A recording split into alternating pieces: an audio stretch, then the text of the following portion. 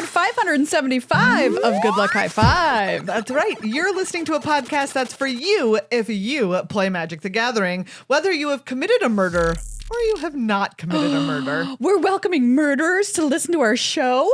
Well, I don't know the circumstances under which they engaged in murder. We're here for you. Either way. I'm one of your hosts, Maria. I'm another one of your hosts, Megan. And that spooky intro should have clued you in. So spooky. That we are talking about murders at Karlov Manor this week to celebrate the pre-release coming up this weekend. It's, of course, our infamous Judge Rob episode ahead of a new main set for Magic. He's going to be here to explain for you all of the very complicated cards or tricky interactions that might come up so that you are ready to head into that pre-release with confidence. Absolutely. Pre-release this weekend. Arena release is the 6th. So you're not going to be able to play with the cards first on Arena like we used to be for only a little while. But there was an interlude. There was an interlude, and like you could mess up at Arena, like wouldn't let you do things that were illegal. Well, guess what? Yeah. IRL, you're going to need some Judge Rob knowledge. So that you don't do something illegal like murder. Although you can apparently still be listening to the show, we don't judge. I don't judge. That's for Commander Court to judge. And people in very expensive British lawyer wigs. Oh, thousands of pounds. Thousands of pounds. Anyways. Oh my gosh. Yeah, I'm super excited for that. Before we kick off the show though, we are back here recording live in person at the appropriate time. I don't know how to talk about time on this show because you're hearing it in the future. But time. You know what I'm saying? We're not recording this ahead of time. We are here. Yes. On the day that we're recording it. On the day that we are recording. Every time on the we're week here. of release. We are recording the week of release. There we go. Of the episode. What a nice, succinct way to say it. Because of that, we are able to celebrate our new patrons who have become new or increasing members since our last recording a couple of weeks ago over on patreon.com/GLHF Magic. Thank you so much to all of our patrons, but especially to our 4 new $5 or more a month patrons, Josh, Yay! Troy, Eric, Yay! and Maddie. Thank you so much, everybody. Yes. We're so excited to have you join the Fam Bam, and because of that, you all get puns. Josh, we're not joshing you when we say we think you're great. Absolutely. Who have I got? Troy. Troy, I'm not going to Troy with your feelings. You're amazing. Maddie, we're not mad that you're a patron. No. How could we be? How could we be? Who's last? Matey? Eric. Oh, what did I say? Maddie. Oh, Maddie. Which is the one that I just said. Okay. Because I had one ready. Eric, don't you Derek ever not become a patron. Ever again. Do you listen to me? There you go. Do you hear me? You better stay a patron, Eric. I swear to God. Wow. Thank you. That last one was aggressive, 3 Eric. puns and 1 threat. Well, you get a pun or a threat. That, who can say? Who can say? But you can only find out if you become a new or increasing patron over on patreon.com/GLHF Magic. Get access to early episode releases, ad-free episode releases of both this podcast and the upkeep, by the way. Pretty cool. You get a special shout out. You get access to our Discord, and our producers get an extra long episode, which this episode they're going to find out the story of Judge Rob's birth to Good Luck High Five. Yes. I should have, the way I said that was misleading. You could see me be alarmed briefly. Yes. Maria watched me react to that statement in real time. Judge Rob's birth. He's going to tell us all about it. Because you know what? He was there. Having heard other stories from Judge Rob's life, it's probably seriously. alarming. Yes, probably he almost died. Probably he almost died. Judge Rob, the attempts on Judge Rob's life from just life itself have truly been astonishing. The number of times life has made an attempt on Judge Rob's life, quite high. Anyway, if you're a producer, you get to listen to all of that. Influencers get to influence our Commander episodes, which, by the way, speaking of, we've got one coming out this week. Episode number 2. Wow. I know. I'm so excited. It's such a fun game. It's coming out Wednesday the 31st, so mark your little calendars. How many times do I apologize? And do I actually feel bad during any of them? You'll find out, because it is tracked in the episode, so you will actually have the number. Yeah, the number. But my actual sorriness, not tracked. 0. But everyone who's a patron at $5 a month or more gets early access to that Commander episode. So that's going to come out on the 30th for everybody who's a patron at $5 or more. So get hyped, everybody. Get hyped. We also want to say thank you to Card Kingdom for continuingly. Continuingly. Continually. Because you've got continuing and continually, both of which are true. Or so continuously. just put, I never mind. I was going to be like, we need to make a new word. Nope, it already exists for continuously being a sponsor of Good Luck High Five. Card Kingdom continually being great. They're continuing to be great. You can pre-order Murders at Karlov Manor right now over on their website. Yeah. I think this set, if Loading Ready Run's excited for this set, I'm excited for this set. That's right. That's my bar. And they have just walked into it and ordered an old fashioned. When your friends, right? I'm trying to, the friends of my friends are my friends. Truer words have never been said. Right? There we go. And the Card Kingdom is our friend. So by this logic, they're your friend too. Unless we're your enemy, in which case they're still your... Wait, no. No, they're also your enemy. Card Kingdom, the friend balance. of your friend is your friend. It's a tough one.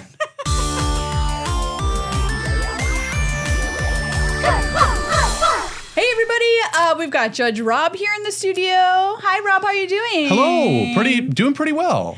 You're going to tell us all about Murders at Karlov Manor and all of the tricky cards, new cards, interactions, and everything else that could trip people up at their pre-release. But before you do, you always kick it off with the good old-fashioned PSA. It's true. And this time I want to talk about, so I just finished watching The Good Place, which is probably the best sitcom of the last 20 years, maybe longer. It's very, very good. I haven't seen the whole thing. Okay. It's extraordinary. But one of the themes that the show is you get better by doing the same thing over time. You get better by learning something. Every Magic game, you start fresh. Just like every day you start fresh. I don't remember what First Strike is when I sit down to play.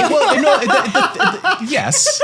But also the theme of the show is that you remember some things. They reboot people, they reboot lives, they try again, they start their whole lives over with just a little bit of memory in the back of their heads. And that's kind of like what a Magic game or a day in your life is. For some of us, we remember less than others. and that's different people remember things and improve at different rates, and that's good. But my point is that every day, every Magic game it's a new game. It has no real relation to the prior game except for the bit of memory that makes the past different from the present. And you get to make different choices. You get to make sometimes better choices. And it's true in a competitive sense when you're trying to beat people and be a better player. And it's also true in a social sense. You can connect better to your opponent. You can engage better with other people. You can be politer, be nicer. You could also, even if you don't want to talk, just be nice about it. Hey, I just want to sling spells. You're never going to have the perfect day, the perfect game of Magic, but you have a choice and a chance every time that you start a game, every time you start a day, to do good things that day. Each game of Magic is the next game of Magic of the rest of your life. Is how the saying goes. Yeah. The Stormlight Archives references the most important step is the next one. The most important game of Magic is the next game of Magic. Wait, how should we say this? Every day is the first day of the rest of your life. Every Magic game. Every game of Magic is the first game of Magic of the rest of your life. Exactly. Put that on a shirt. Yeah. That's so true, Rob. Great reminder. And very philosophical start here to Murders at Karlov Manor. Yeah. Also, every murder is the first murder you do in the rest of your life. The rest of your life sentence, more like. Am I right? Very possibly. So the way we're going to do this, we're going to kick things off by talking about the new and returning mechanics first, and then we're going to go into individual card notes. Yep. Starting off with returning mechanics, which we are all very excited about this first one. Very excited about Investigate. So let's look at Forensic Gadgeteer here. It's blue and 2 for a 2/3 creature, Vidalcan Artificer Detective. Whenever you cast an artifact spell, investigate. Investigating is creating a clue token, which is an artifact with 2 mana and sacrifice this, draw a card. And it says activated abilities of artifacts you control cost 1 mana less to activate. This effect can't reduce the mana in that cost to less than 1 mana. So you've probably seen this if you've been playing for a little bit. They keep printing it on commander cards. investigation just says it makes a specific token type, a clue.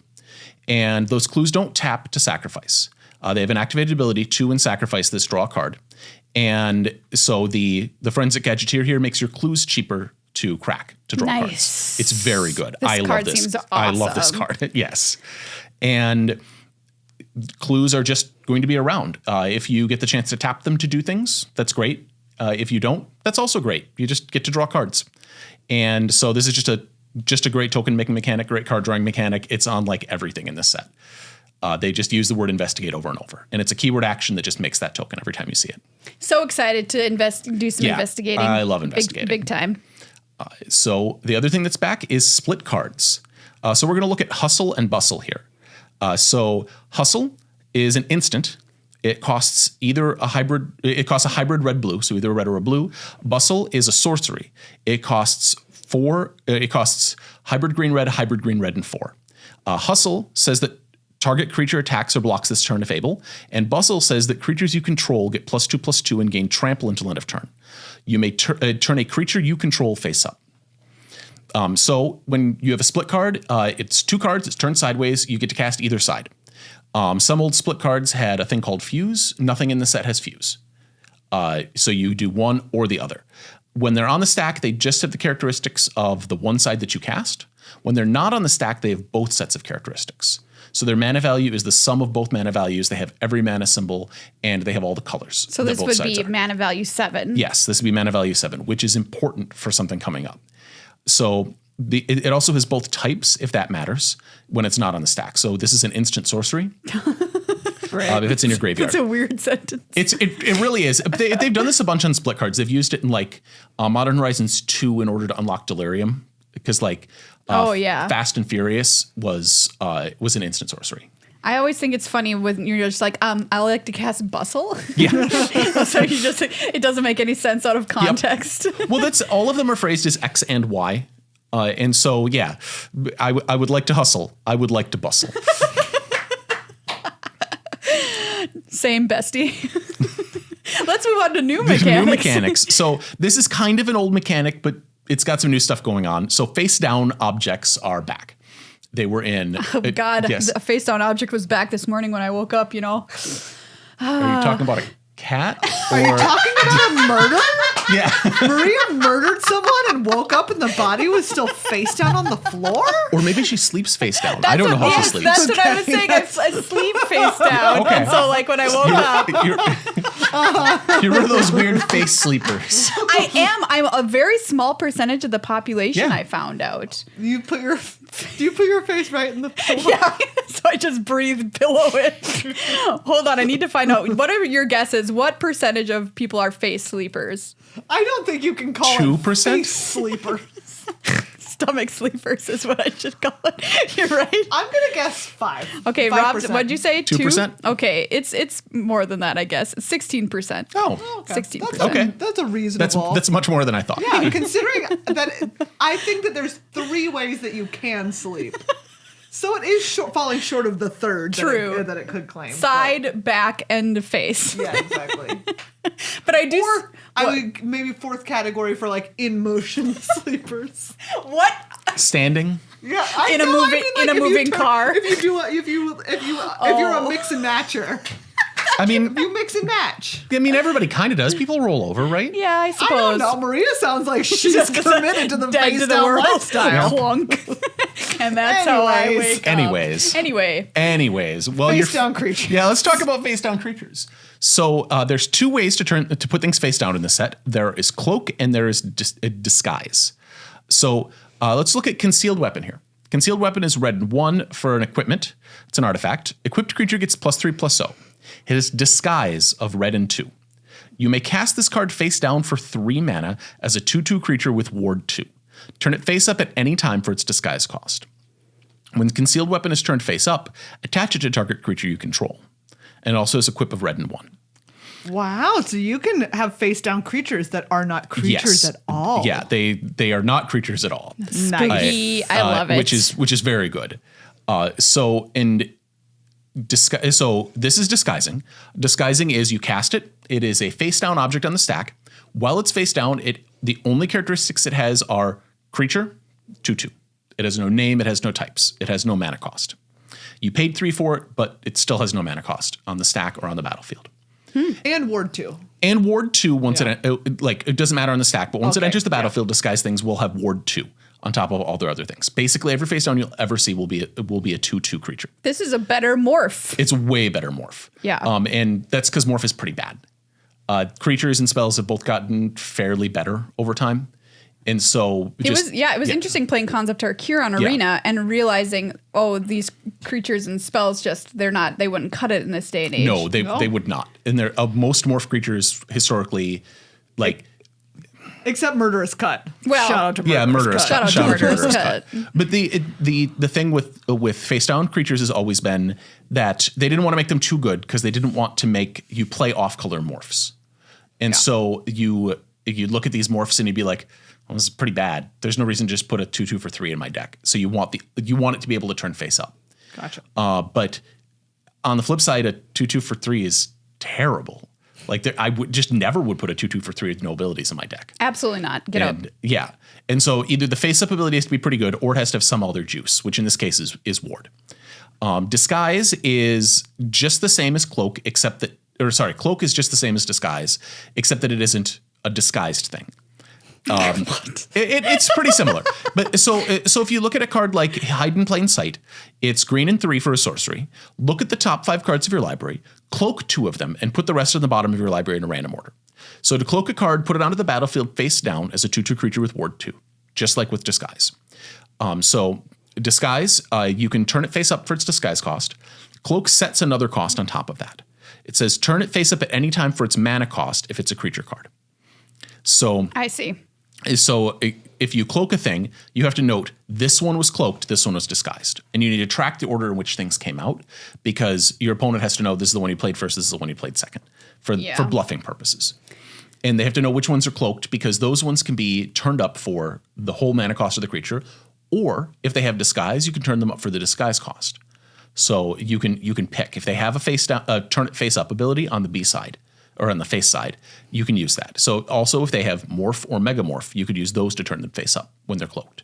Same for manifest. If you manifest a disguised creature, you'll be able to turn it face up for its disguise cost. Cool. I have a bunch of other little things on here. Turning things face up is a special action if they're face down.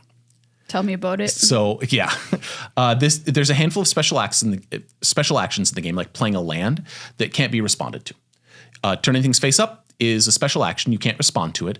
It's not an activated ability. You can't counter it. It just is turned face up. You pay the cost as part of doing this. So, for example, I can't kill your creature in response to your attempt to turn it face up. If I try to turn it face up, you can't kill it in response. Exactly that. It also means that you can do it anytime you have priority, so you can do it in response to a spell or ability. Turning things face up, it's the same object. It's just as if the creature got an ore attached to it or had some counters put on it. If it didn't have summoning sickness, it won't have summoning sickness. It could attack if it could attack otherwise. It just gains a bunch of characteristics. It gains a name. It gains some power and toughness sometimes. It changes types. Usually gets a creature type. Sometimes like this, the equipment just stops being a creature and gets whatever other stuff is going on. And then other continuous effects that are on top of it will apply to it. So if I had pants on it, it would keep its pants on? It would keep those pants if the pants could stay on it. So if it turns into a sword, swords can't wear pants. Well, snakes can wear pants, but swords can't. The other things to note, face down objects you must reveal either when the game ends or if they move zones. So if somebody bounces your face down thing, you have to reveal it to prove that it has disguise. Even if it's cloaked, you still have to reveal it because anything could be cloaked. There's a card later we'll talk about that makes use of a weird hack about cloak or other face down objects. If you were instructed to turn an object face up and it would not turn into a permanent. So let's say that you have a lightning bolt that's face down. Yeah. And something instructs you to turn it face up. You reveal it and it stays face down. It never turns face up. Oh, interesting. It's like, I can't be here. Yeah. So like Bustle that we talked about above that turned a face down thing face up. Well, that if you try to turn a sorcery that's on the battlefield face up, it'll be like, nah, not going to happen. But if it tries to turn a land or an enchantment face up, it'll do it just fine. If you turn Weird. if you turn an aura face up, it won't be attached to anything and it'll die. So it does really matter. It does really matter what kind of thing it is. What kind of thing. There are some auras that had, as this is turned face up, attached them. Those I don't recall seeing any in this set that are like that. The other thing is face down things are not tokens. They are non-token objects with no name. So you'll use a cloak token, a cloak or disguise token to mark this, but that doesn't make that thing a token. It isn't one. Yeah, and everybody make sure you're doing this, by the way, marking your stuff clearly and legibly on the battlefield. Watching the PPR, they telegraph things pretty well. And by the way, make sure to remember to show your stuff before you scoop and put your cards back into your deck. It's so easy to forget. And just ask your opponent, just like, hey, as we end the game, what is that? You got to show me to prove that it has disguise. That's what I otherwise it's a basic planes. What is that? Yeah. Hey, what is that? What is that? And then I point to their deck and I go, just kidding. Are you? She's a bad Janet. I think that Maria's done that to me.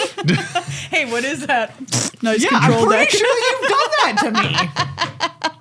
It's possible. Look, I'm not ruling it out. Well, so morphs. Oh my gosh, disguise and cloak, pretty complicated Neomorph, stuff. Neomorph. It's one of the most complicated mechanics that's ever come back, and it's just fun to play a shell game of face down objects. It's just a blast.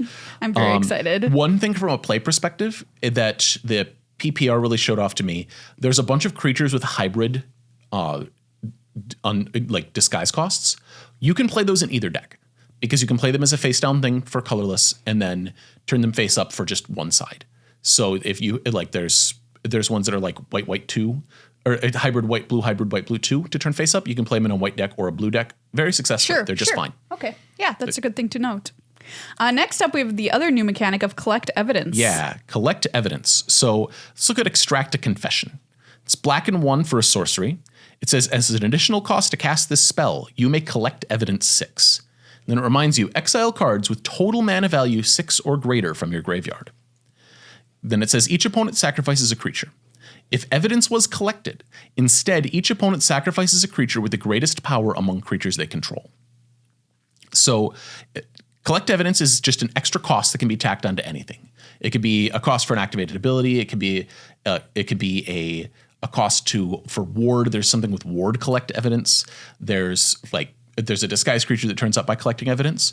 And what you do is you pick a bunch of objects in your graveyard that have an appropriately large amount of mana value, and you do not get change back. So, if you extract a card. Yeah. So Hustle and Bustle has a mana value of 7. I suppose that could be half a card. You just take Hustle and Bustle. Yeah, you just cut it right you in took half. Bustle, but not Hustle. No, you have to take the whole card. Okay. And so you take the whole card. Hustle and Bustle has a mana value of 7, right? Yes. We said that it was 1 and 6. And so that's 7. So this would allow you to collect enough evidence for extract a confession. So you can hustle, and then you have 7 in your graveyard for collecting evidence right away. Nice. And some things like extract a confession cares if evidence was collected. Some things care about the exiled cards. Some things say whenever evidence is collected, do a thing. So stuff will track this on its phrasing. It's a 2-word keyword action for a cost. And if you can't do the whole thing, you can't do it at all.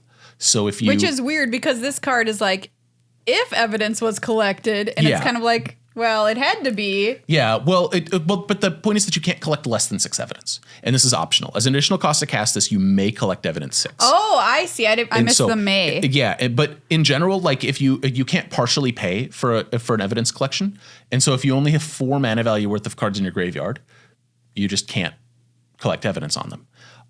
You can exile any number of cards with total mana value 6 or greater for this.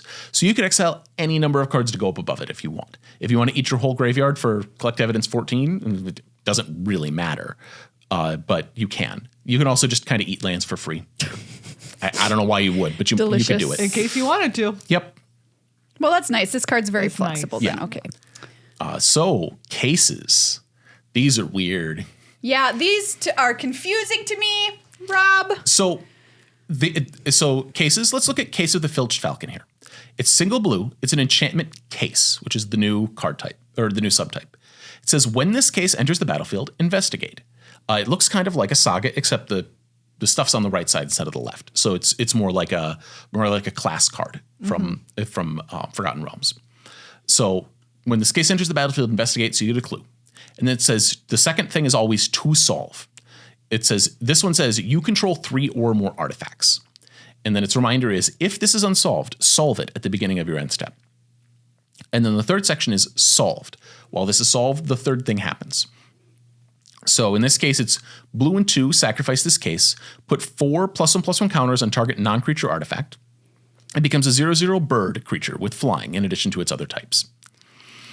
So the thing with the cases is the first part is always either like an ETB or a static ability. That's this just enchantment doing its thing. Then at your end step, if you have the condition to make the solution true, there will be a triggered ability. So to solve, you control 3 or more artifacts. If you control 3 or more artifacts when you go to your end step, the triggered ability goes in the stack. Then it checks again during the ability's resolution if that's still true. So if this goes in the stack and triggers, they could destroy an artifact in response. And then you might only have 2 artifacts, which means that the case won't be solved. And then the third section is, while this is solved, the third thing is true. Sometimes it's an activated ability like this. Sometimes it's a static ability. And sometimes it's a triggered ability. There's some that say solved at the beginning of your upkeep, do a thing, or at the beginning of your combat step, do a thing. Basically, the first part always happens. The last part will be true after the solution happens, and the solution will always happen during your end step. I've got to say though, sorry if I'm an idiot, but like if unsolved, solve at the beginning of your end step, to me sounds like no matter what, at your end step, you will achieve part 2 of this. Do you know what I'm saying? Yeah, but it says to solve, do a thing. Like to solve this thing. But this is like, if you didn't solve it, then solve it. You can't solve it. Right. Like you can only solve this mystery at the only time you can solve. Yeah. The only time you can solve this mystery is when there's 5 minutes left in the episode. Well, yeah. Is at your end step. Yeah. Okay, man, I don't know why my brain just cannot. I had to really wrap my head around these. I was like, oh, well, if you don't have it, well then, oh, whatever, just wait till your end step and then you get it. But so the to solve is setting a time, like is setting a condition, and solutions only happen when you're at your end step, and so it checks. You go into your end step. Do you have the solution to this crime? So you can't solve it immediately after upon casting. You just have to wait. You have to wait till your end step no matter what. Then it will check. Okay. Yep. That's not how I read it. Have you ever watched an episode of Scooby-Doo and you're like, no. Old Man Jenkins is the murderer. About 2 minutes in? Yeah. Doesn't matter. But you have to wait for your end step now. You have to wait until they figure it out. Well, I mean, yeah. It's like Columbo. You literally know who did it at the beginning of the episode. You just have to wait for him to be able to prove it. Yep. I mean, he knows at the beginning of the episode too, but he needs his sport. Columbo hunts for sport? Yes. I'd watch that movie. Well, I mean, the thing is, Columbo is a being from another universe, and he comes to planet Earth to like have his murder sport because he needs to survive with it. He knows from the second he walks on the crime scene, he knows who did it, but he just plays with them the way a cat plays with an already dead mouse until he decides that his fun has been had. I'm gonna move us on before Maria keeps talking about Columbo because like it has to be stopped. Headcanon. Yes, or else it will continue. Well, Columbo's in this set, so okay. Yeah. Suspect. Yeah, suspect. So let's look at suspect. Let's look at absolving Lamassu, which is white and 4 for a creature. It's a Lamassu, a thing that only shows up on Ravnica, I think. It's a 4/3. It has flying, and it says when absolving Lamassu enters the battlefield, all suspected creatures are no longer suspected. We'll talk about that in a second. When absolving Lamassu dies, you gain 3 life and suspect up to 1 target creature an opponent controls. Then it reminds you a suspected creature has menace and can't block. So being suspected is a status that a creature has. It's like tapped or untapped. It can be suspected or it can not be suspected. And if you try to suspect something that's already suspected, it doesn't matter. They're already on your list. And you can add or remove it. Like the Lamassu here, it'll suspect some creatures and it'll unsuspect other creatures. It clears a bunch of people's names and then fingers a new target for the investigation. And suspected creatures cannot block, and they have menace. These are abilities that are granted to them.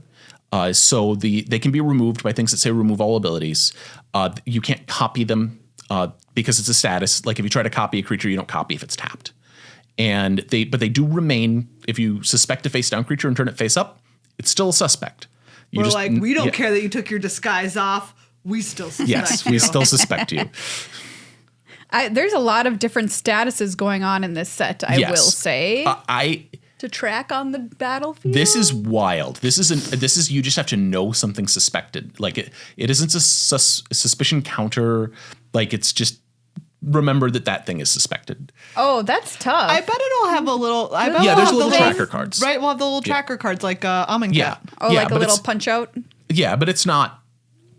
Like it's not quite the same as a counter. You can't proliferate it. It's a little bit like what's it called? Detain. Yep, it's just like Detain. It's exactly the same. All right, so that's all of our mechanics. New and returning mechanics here. Some complicated stuff already going on, we can note. Now we're going to move on to individual cards and see what we got there. I might note some types because some of these types are great now that they added Detective on the type line. There are some great types. So Loxodon Eavesdropper here is green and 3 for a 3/3 Elephant Detective. Cute. I'm in. Say no more. Yeah. When Loxodon Eavesdropper enters the battlefield, investigate. Whenever you draw your second card each turn, Loxodon Eavesdropper gets +1/+1 and gains Vigilance until end of turn. So Loxodon Eavesdropper will remember things it's never seen. It counts the total number of cards you've drawn. So if you draw your card for turn, play the Eavesdropper, it somehow has haste, and then you draw another card. It'll see that you drew a card before it, and then you drew your second card after it entered the battlefield, and then it'll get the bonus. Likewise, if you draw 2 cards, then play it, and then draw another card, you've already drawn 2. That new one won't trigger it.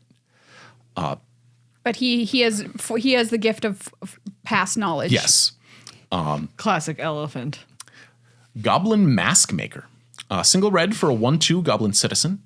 Whenever Goblin Mask Maker attacks, face down spells you cast this turn cost 1 mana less to cast. This, just like a lot of these, we haven't seen a lot of cross reducers like this, and I had to re-gauge my brain with face down things. If you attack with multiple Goblin Mask Makers, then all your face downs will be reduced by each, and every face down will be reduced by each. So if you attack with 2 Goblin Mask Makers, you can disguise 2 things for 1 mana each. Nice. What if you attack with 3? Then all your face downs are free this turn. Nice. You still have to pay to turn them face up, but you can play them face down for free. All right. New goal. Yep. Crowd Control Warden. White-green 3 for a 4/4 creature Centaur Soldier. As Crowd Control Warden enters the battlefield or is turned face up, put X +1/+1 counters on it, where X is the number of other creatures you control. And then it has a disguise cost of hybrid white-green, and 3. So Celestia 3. And this is super cool. So you disguise it, you turn it face up, and bam! So most of the things that turn face up have like a when you turn this face up trigger. This does not have a trigger. This has an as it enters the battlefield or is turned face up.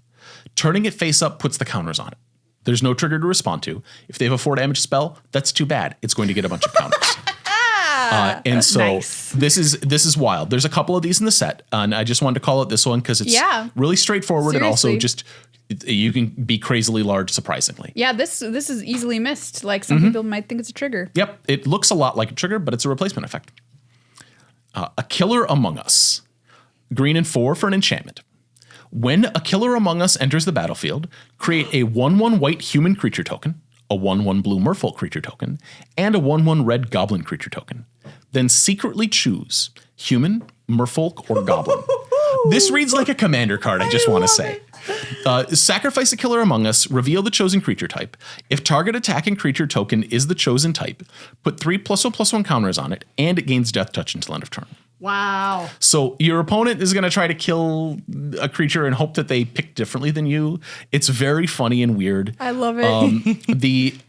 The other thing, you have to note this secretly. I suggest like grabbing one of your tokens, like your arena code or whatever, and then just write goblin or merfolk or human on it, and then put it face down.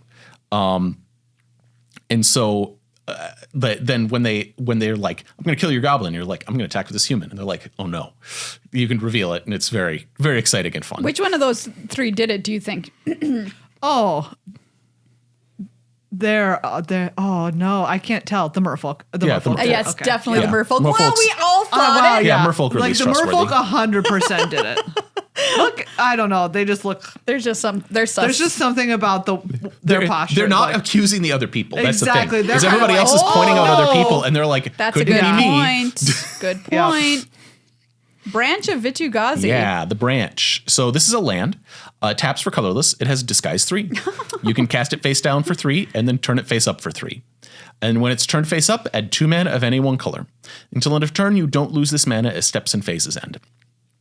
So, turns face up into a land. It's very cool. Very weird. The second one of these ever printed. So turning face up does not clear the damage. Yeah, I that's was on going it. to say, like, I attack you with this, and then I turn it face up. Yeah, in combat. it gets removed from combat because it's not a creature. Things that aren't creatures can't be attacking.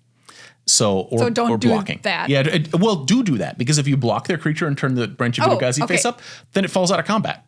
Great, And You it's don't care. still blocked. Yeah, if they deal some damage to it, and See, then I don't think defensively. Yeah. if it survives the damage that's dealt to it and you turn it face up, the damage is still marked on it. This probably doesn't matter unless you also animate it later in the turn, but it exists.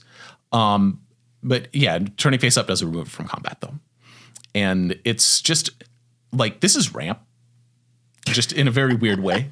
Very bizarre ramp. That's very true. Because it doesn't use your land drop for turn. That's the other thing. It turns it face up from a creature to a land. It doesn't need your land drop. Nice. Caught red-handed. Red and 4 for an instant. This spell can't be countered. And it reminds you, this includes by the ward ability. Because ward is a triggered ability that counters things if you don't pay for it. Well, if you catch their face down creature red-handed. Another thing about face down creatures, you can look at any face down creature you control. So if you catch a face down creature red-handed, you can look at it so you know what it is. And so caught red-handed's next ability is gain control of target creature until end of turn. Untap that creature. It gains haste until end of turn. Suspect it. So the thing with this, usually threaten effects like temporary theft are not instants.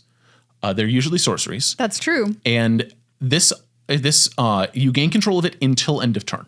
So if you cast it on your opponent's turn, it wears off during their cleanup at the end of their turn. And so even if you do it on their end step, you don't keep it on your turn.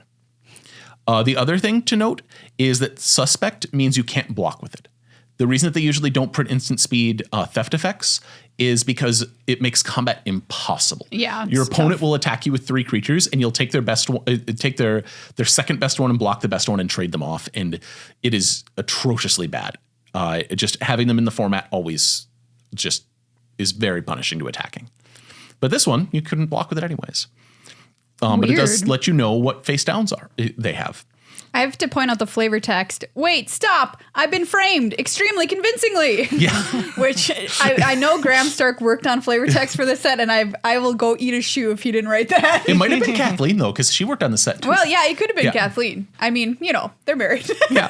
They're the same person. That's legal. That's marriage. I mean, I've had this discussion. My roommate tells my wife and I this all the time, and I'm like, that's not true.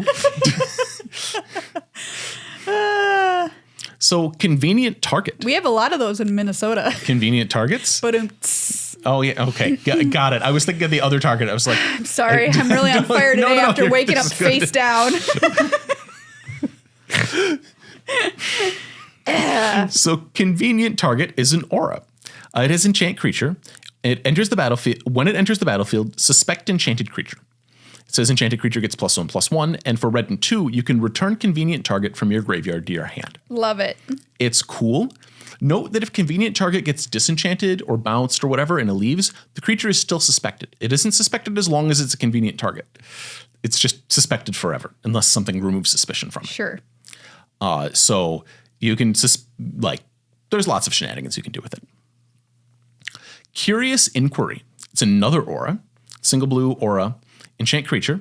Enchanted creature gets +1/+1 and has, whenever this creature deals combat damage to a player, investigate. You can play this on your opponent's creatures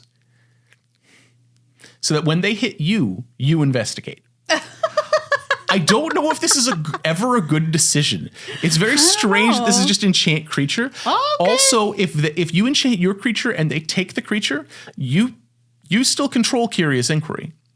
Right. And so when they hit you with your stolen creature, like they catch your creature red-handed, they hit you with it, you investigate, they don't investigate.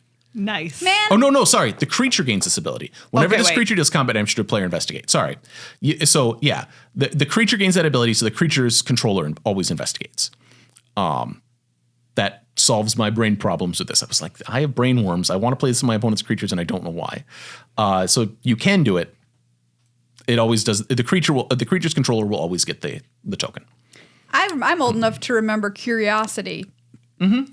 That's all I have to say about this card. Are you old enough to remember the first printing of Curiosity? No. I just mean this is way worse. I'm old enough to remember being curious, I'm not anymore. but I remember We it. used to just be able to draw a card. We didn't have to pay 2 for it. Yeah, but we didn't get a free token either. Oh, yay. It's relevant. So, long goodbye. Black and 1 for an instant. This spell can't be countered. This includes by the ward ability, it reminds you, which is my call out, which is there's special versions of these that don't remind you of that. Destroy target creature or planeswalker with mana value 3 or less. Excellent. So this ward won't stop this, but they could undisguise it. When they undisguise their creature, it probably doesn't have mana value 3 or less anymore. So you can target a face down, they'll turn it face up, and you'll be like, oh, shucks. Oh, wow. That's a sneaky move. Yep. So it's not like this looks like it kills those really effectively, but they can just turn it face up and get you. If they have the mana. Yeah. Yeah. Pompous Gadabout. I don't know who wrote this card name, but it's incredible. Very, very good. It's green and 2 for a 4/2 human citizen. Pompous Gadabout has hexproof as long as it's your turn. Pompous Gadabout can't be blocked by creatures that don't have a name. Which is, this is such a good line of text. Pompous. Yeah. Stand aside nobodies is his flavor text. Great. Excellent. Tokens have names. Their name is defaulted to whatever type they have and then token at the end of it. So like the clue token, like Bird token? yeah, bird tokens are if something makes a 1/1 blue bird or a 1/1 white bird, usually it'll be bird token will be its name. Face down creatures do not have a name. So this cannot be blocked by any Face down creatures that I want to call morphs, Yeah. but I stopped myself. Disguised things. Also, if you make a token copy of a disguised creature, it won't have a name because you copied the lack of name that it had. Yeah. Yeah. Yep. Repulsive Mutation. Blue-green X for an instant. Put X +1/+1 counters on target creature you control. Then counter up to 1 target spell unless its controller pays mana equal to the greatest power among creatures you control. So the countering a spell is optional. You can just use this as a trick. The putting counters in a creature component is not optional. You have to choose a target creature to put X +1/+1 counters on. You can't use this to just like point at a spell but not give your creature a buff. You still have to point at a creature. Take that, control players. You have to have a creature on the battlefield. Well, you have to have a creature. You had to anyways, which is probably why they did it this way, that you have to target a creature.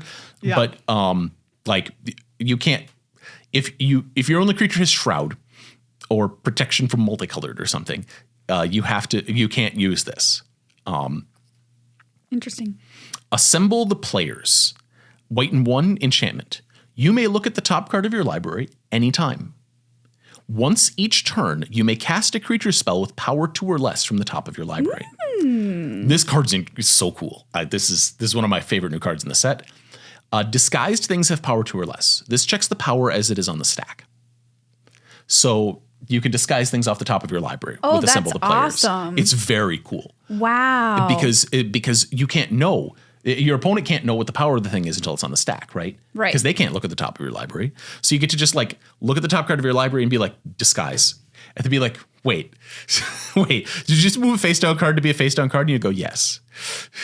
Nice. It's very cool. Also, things with flash let you double this up, but because you can do it on your turn and their turn. And the flavor text, I have to call it out. All will soon be made clear, but I can give you this. Our killer is here with us in this very room.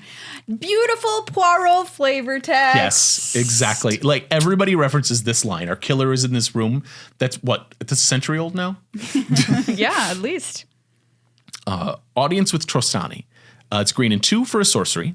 Create a 0/1 green plant creature token. Then draw cards equal to the number of differently named creature tokens you control. So, like I said, tokens have names.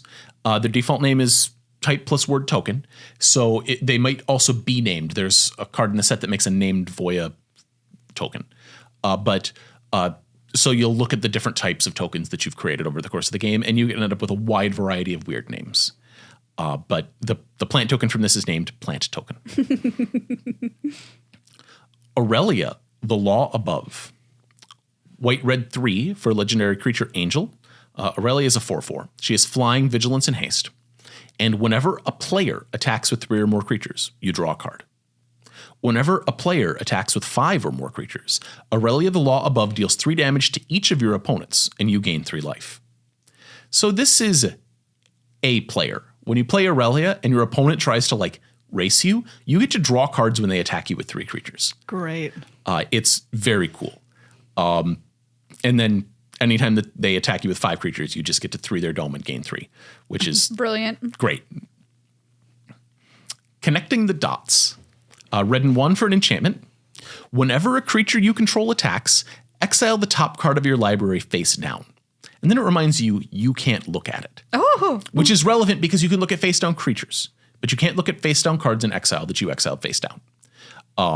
Your opponent also can't look at it. They kind of broke this at the pre-release because the game was over anyways. But nobody can look at that card. You just face down it. Red 1 and discard your hand. Sacrifice Connecting the Dots. Put all cards exiled with Connecting the Dots into their owner's hands. It's like kind of like a Bomat I was going to say it's a build your own Bomat courier. It's better than build your own Bomat courier. Every creature you control is a Bomat courier. If you attack with 2 creatures, you put 2 cards underneath this. It is incredible. Wow. This card is messed up. Ben drew 8 cards with it at the pre-release because he attacked for 3 combats. Yeah. Oh my God. It was outrageous. It costs 2 mana up front and 2 mana to activate. That activated ability is an instant, by the way. You can go to your turn with no cards in your hand, crack it on your upkeep, and then draw your card for turn afterwards. How do you really feel, Megan? And you don't even lose a creature for doing so. Why are you so angry at drawing cards? Because red shouldn't. That's Blue's thing. There it is. It's Blue's thing. Honestly, I think this should be a green card. Okay. Yeah, it kind of seems more green. Yep. But you know what? As long as we're taking it away from red, I don't care. So Coveted Falcon, the Maltese Falcon. The Maltese Falcon? Yep. It's blue 1 for an artifact creature bird. It's a 1/4. It has flying. Whenever Coveted Falcon attacks, gain control of target permanent that you own but don't control. It is disguise of blue and 1, so you could play it face down and then turn it face up for blue and 1. And when Coveted Falcon is turned face up, target opponent gains control of any number of target permanents you control. Draw a card for each one they gain control of this way. Great. Well, don't play this card willy-nilly. Well, no, this is weird. So what you want to do, You give it to them, but then you get it back. Yeah, that's whenever it attacks, you gain control of target permanent you own but don't control. Okay. So what you can do with it is on their end step, turn this face up and give them all of your clues that they may or may not have mana for. And then attack them back with your bird. And then, but then remember, you draw a card for every one of them that you donate. And then you get to attack and take one back. Wow, look at this little bird. It's got so much stuff going on.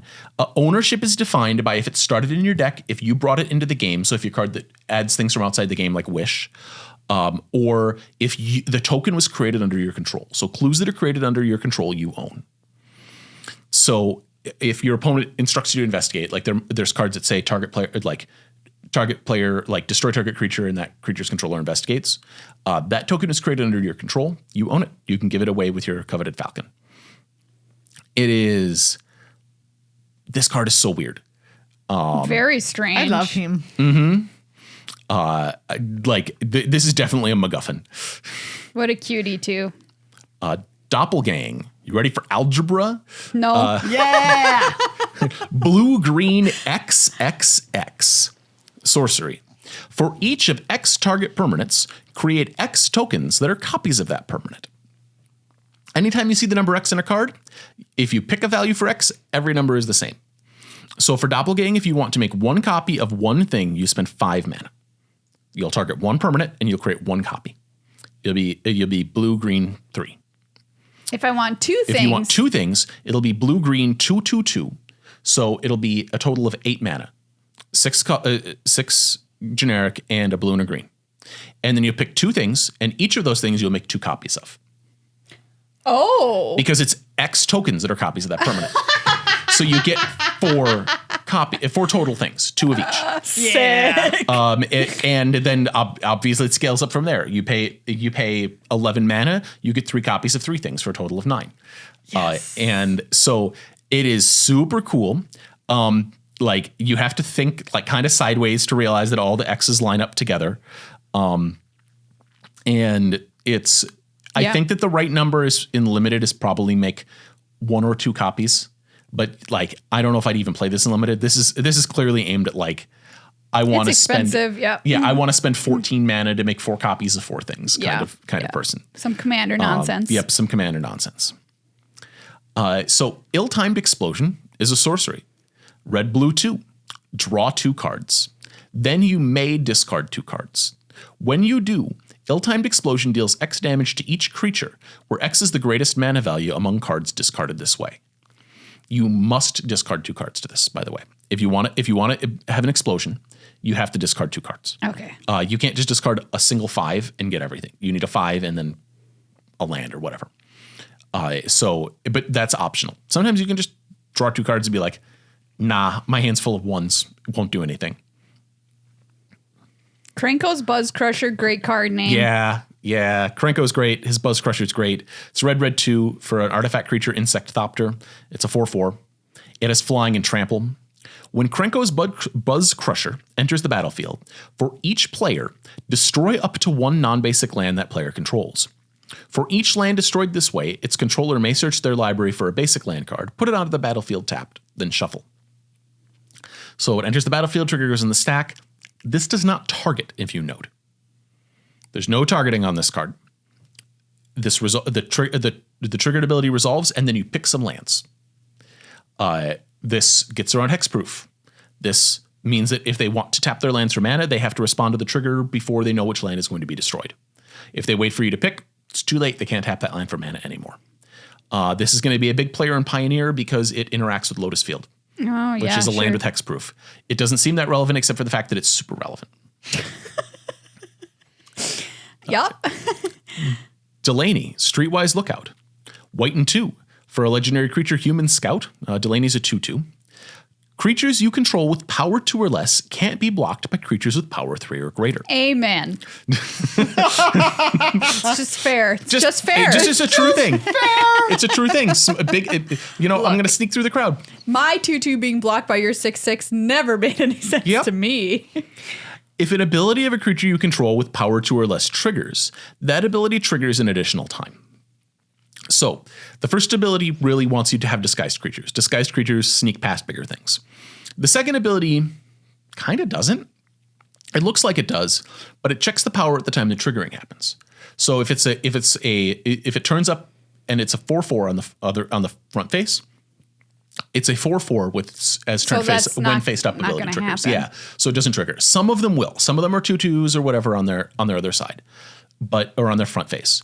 But it has to have 2 or less power on the front face in order for Delaney to trigger. Okay.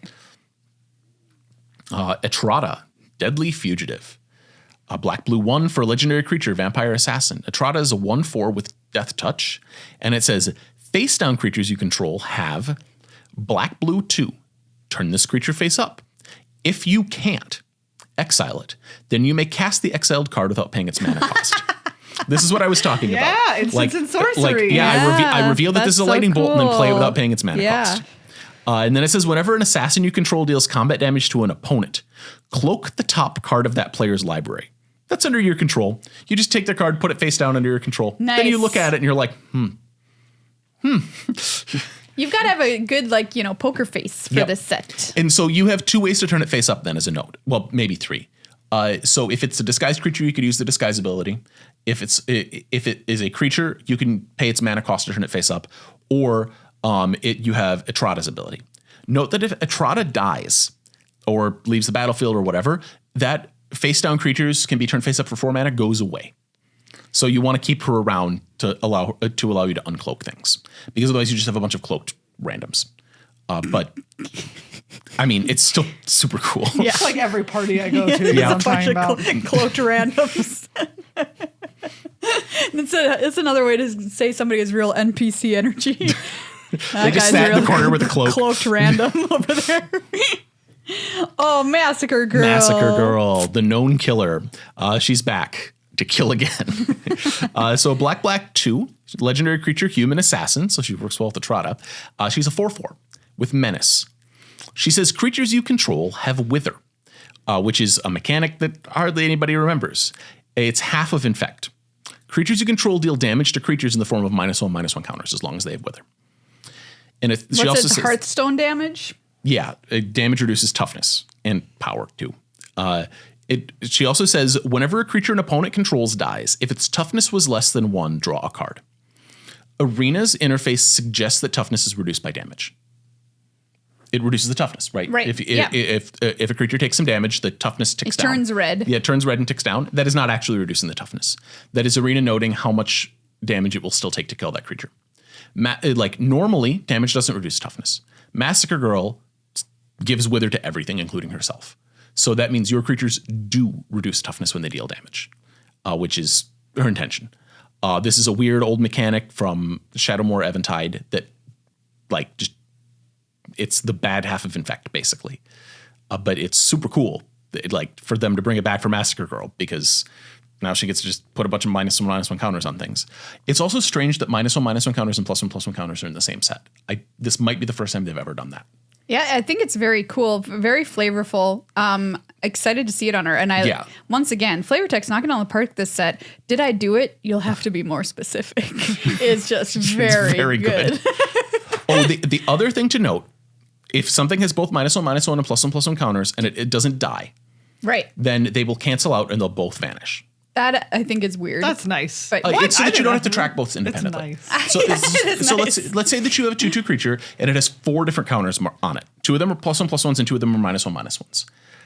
Do you want to bother? No. I don't. Yeah, you just want to take them off. outta here. That's Okay. the state-based action introduced in Time Spiral. So I guess that Time Spiral had +1/+1s and -1/-1s together. Then they just stopped doing it since then. So it's been, I don't know, 18 years, 19 years, whatever it is.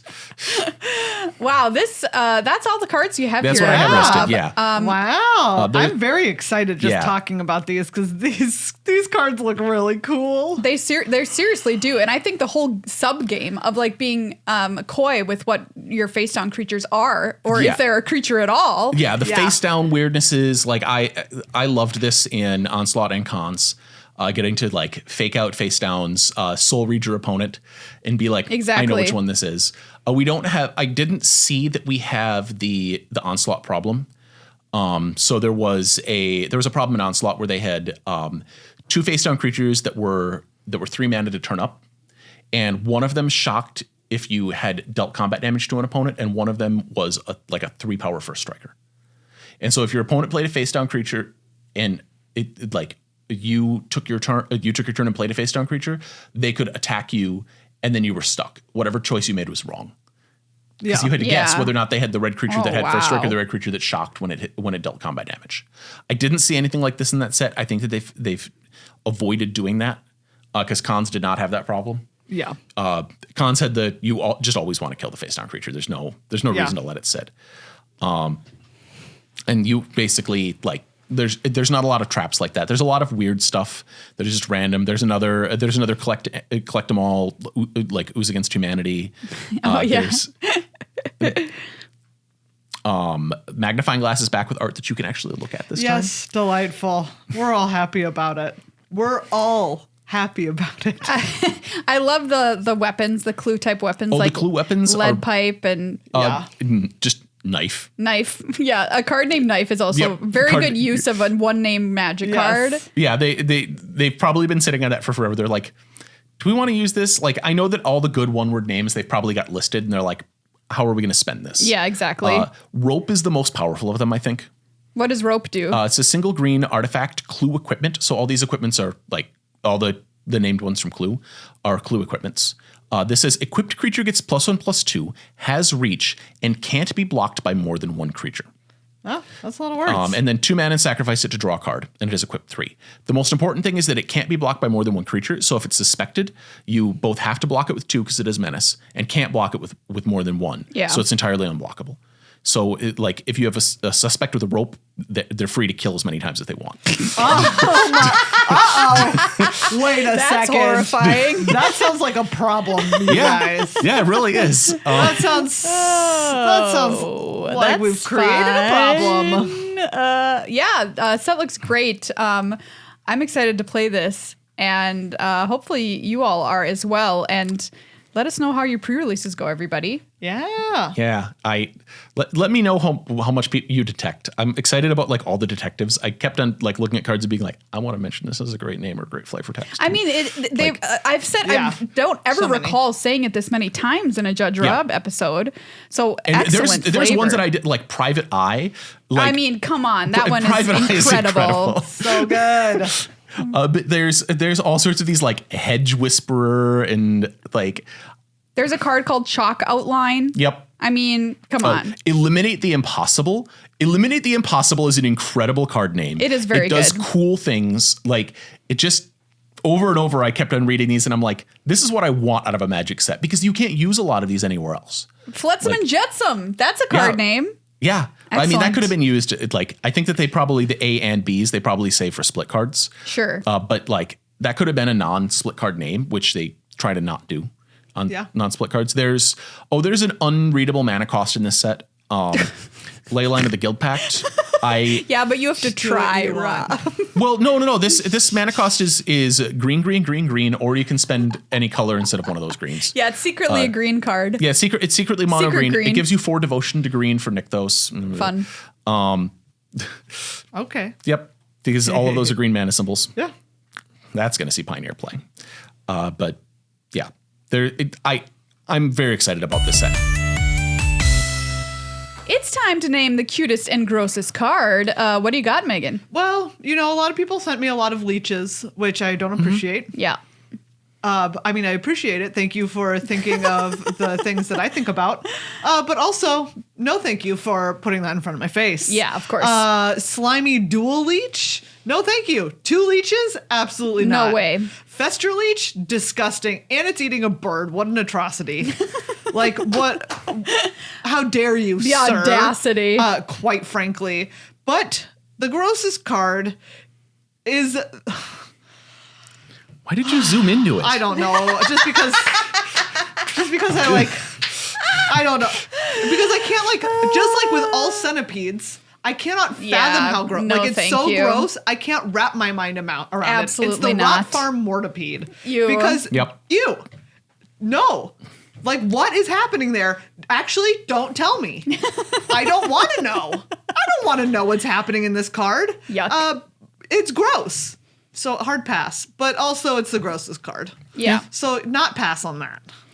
Thankfully, we have a nice palette cleanser, and the fact that there's a million cute cards in this set. They really are. I'm just gonna list off a few here of the runners-up. Neighborhood Guardian, a beautiful unicorn. Yes, with so cute. long horsehair. And not a murderer. Not a murderer, innocent. Well, they say in the flavor text that it's not a suspect, but you can suspect this unicorn. Wow. You can, but but the agency will Yeah, not. the agency won't do it. Yeah. Okay, got it. Bubble Smuggler, great name, very cute octopus Yep. fish. Oh, Great yeah. creature type. Coveted Falcon, get on the list. Yeah. This bird is cute and he's made of metal. That's just a cute He's thing very for a cute. bird He's to be very made cute. out of. I've got Anzerag's Rampage, which is a sorcery, which doesn't often get included in cutest card. But this is like a mole, and it's a mole god. That's the mole god right there, as far as I'm concerned, that they said was in this set. And this is pretty cute, a mole god. A Loxodon on Eavesdropper that we talked about. Yep. A cute little elephant with its ear to the crime world. Forum Familiar, you're a cat, you're on the list. This cat is eating a ham hock, which is also this cat is having a great time. a card in the set. Yeah. So the cat and what the cat's eating are both in this set, which I think is very cute. Ham cat is what I call this card. Yeah. Private Eye, the homunculus detective, adorable, A+. Wow, Maria will give anyone She needs them to have an jobs. honorable mention. She needs them to be will. short and have jobs. Yeah. But the number one cutest card of the set should go to none other than Tunnel Tipster, which is a mole scout who is extremely cute, coming out of a tiny little hole, doing the job of scouting for clues, wearing a cloak, adorable. When your perp goes underground, I know where to find him, says Tunnel Tipster. Here's $5. Go nuts. Very cute. Very cute. And this was a set where we got a mole god, so I just feel like we've got to give it to Tunnel Tipster. All right. Being adorable and being in a set with a mole god. And My a personal mole hero himself. is going to be Hamcat. Hamcat's great. Hamcat's Hamcat. great. I do love Hamcat. Hamcat comes in second. Good job eating that ham, buddy. Cat's doing a great job eating that ham. Everybody, thank you so much for listening to our Judge Rob ep of Good Luck High Five. Yeah. I What want a to time. personally extend my hand and also my heartfelt thanks. But What are you doing with your hand? well, it's when I was, you picked up on the fact that it wasn't an entirely neutral hand extension like a Yeah. handshake. It was in fact one of those little grabby claws. But I've got a like extendo gadget version and it extended out from my hand, but it only had a claw on the end, but you have to shake the claw. Oh, okay. Like one of the grabby guys. All right. So A claw-to-claw shake. Thank you. That's the shake I'm offering. You Yeah. take it or leave it. Take it or leave it. You do at least have an option. You do. You can leave it. You can leave it. We want to know how your pre-release went, everybody. So if you're a member of our fam, go into the Patreon Discord because I want to see your pools. I want to know what you built so that I can take your knowledge and put it into my brain and repurpose that knowledge through my victory at my Great. pre-release. So I am using you, but it's for a good cause. Which is me winning games of Magic. Wait a second. That's a great cause, you know? I think so. Anyway. Oh my God. Anyway, thanks to everybody who's our patron, patreon.com/GLHF Magic. Get yourself a pun or a threat before the next episode. We'd love to either You never know. pun or threaten you. Pun or threaten you. Either is fine. Well, I really like that we're opening it up as another option. It's just more options, more fun. You can check out Card Kingdom at cardkingdom.com/GLHF. Thanks once again to Judge Rob for dumping his brain knowledge on us. And for all of our producers and above, guess what? That was for the producers You get only. number one, you get one Megan sneeze. Everybody else that's going to be bleeped out. For all the producers, you're going to be able to hear that. So It's just going to sound like I exclusive. swore. Yeah, I guess it is. For everybody else. So if you're not a producer, what you're going to hear is being like, this is just for the producers. Beep. Well, to be fair, our producers' extra long episodes they've been a little saucy. Oh, that's true. The producers know what I'm All talking right. about. Wink, wink. But we're going to get back to Judge Rob's story of Judge Rob's birth with them in a second. Everybody else, thank you so much for listening. Like, share, subscribe, ring the bell, and give yourself a claw 5.